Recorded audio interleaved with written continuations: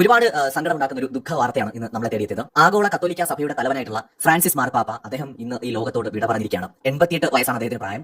ചരിത്രം തിരുത്തി കുറിച്ചുകൊണ്ട് 2013 മാർച്ചിൽ അദ്ദേഹത്തെ മാർപ്പാപ്പയായിട്ട് അവരോധിക്കുന്ന സമയത്ത് അതുവരെയുള്ള ചരിത്രം എടുത്താൽ 1000 വർഷത്തിനിടയിൽ ആദ്യമായിട്ട് യൂറോപ്പിന് പുറത്തുനിന്ന് ഒരാൾ മാർപ്പാപ്പയായിട്ട് എത്തുന്നു എന്നൊരു പ്രത്യേകത ആ ദിവസത്തിനുണ്ടായിരുന്നു. 2013 മാർച്ച് 13 അർജന്റീനയിൽ നിന്നുള്ള കർദിനാൾ മാരിയോ ബർഗോളിയ കത്തോലിക്ക സഭയുടെ 266ാമത്തെ മാർപ്പാപ്പയായി തെരഞ്ഞെടുക്കപ്പെട്ടു.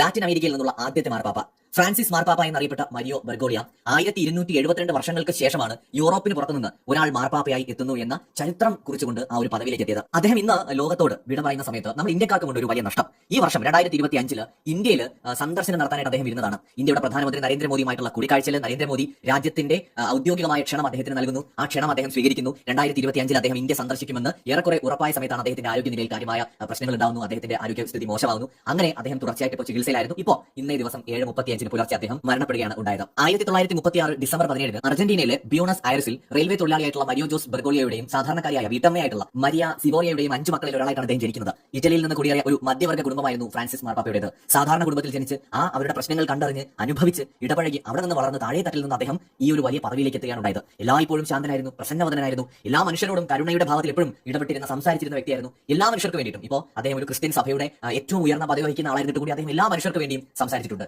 എല്ലാ ദുരിതം അനുഭവിക്കുന്ന ജനവിഭാഗങ്ങൾക്കൊപ്പം നിൽക്കാൻ ശ്രമിച്ചിട്ടുണ്ട്. അതുകൊണ്ട് തന്നെ മറ്റ് മാർപ്പാപ്പകളിൽ നിന്ന് കുറെ കൂടി സ്വീകാര്യനായിരുന്നു എല്ലാ വിഭാഗം മനുഷ്യർക്കും ഇദ്ദേഹം. അദ്ദേഹത്തിന്റെ വിയോഗം തീർച്ചയായിട്ടും ഒരു വലിയ നഷ്ടം തന്നെയാണ്. ഒരു മനുഷ്യസ്നേഹിയായിട്ടുള്ള അല്ലെങ്കിൽ മറ്റുള്ളവരുടെ കാരുണ്യം കാണിച്ചിരുന്ന ഒരു മനുഷ്യൻ കൂടി ഈ ലോകത്ത് നിന്ന് വിട പറഞ്ഞിരിക്കുകയാണ്. ഞാൻ നേരത്തെ പറഞ്ഞതുപോലെ നമ്മൾ ഇന്ത്യക്കാർക്കും വലിയ നഷ്ടമാണ്. ഈ വർഷം അദ്ദേഹം ഇന്ത്യയിലേക്ക് എത്താനിരുന്നതാണ്. അദ്ദേഹം ഇന്ത്യക്കാരെയും ഇന്ത്യൻ കൾച്ചറിനെയും ഒക്കെ വളരെയധികം ഇഷ്ടപ്പെട്ടിരുന്ന ഒരാളാണ്. ഇന്ത്യൻ സംസ്കാരത്തെക്കുറിച്ച് അഗാധമായിട്ട് പഠിച്ചിട്ടുള്ള ആളാണ്, മനസ്സിലാക്കിയിട്ടുള്ള ആളാണ്. ഇന്ത്യൻ പ്രധാനമന്ത്രിയുമായിട്ടുള്ള കൂടിക്കാഴ്ചയിലും അദ്ദേഹം ഇതേക്കുറിച്ച് വാചാലനായതായിട്ട് ആ സമയത്ത് വാർത്താ മാധ്യമങ്ങളിലൊക്കെ തന്നെ വാർത്തകളും ലേഖനങ്ങളും ഒക്കെ എഴുതിയിരുന്നു. എന്തായാലും വലിയ നഷ്ടം തന്നെയാണ്. ഒരു മനുഷ്യസ്നേഹിയായ മാർപ്പാപ്പയാണ് നമുക്ക് നഷ്ടമായിരിക്കുന്നത്. അദ്ദേഹത്തിന്റെ ആത്മാവിന് നിത്യശാന്തി നേരുന്നു.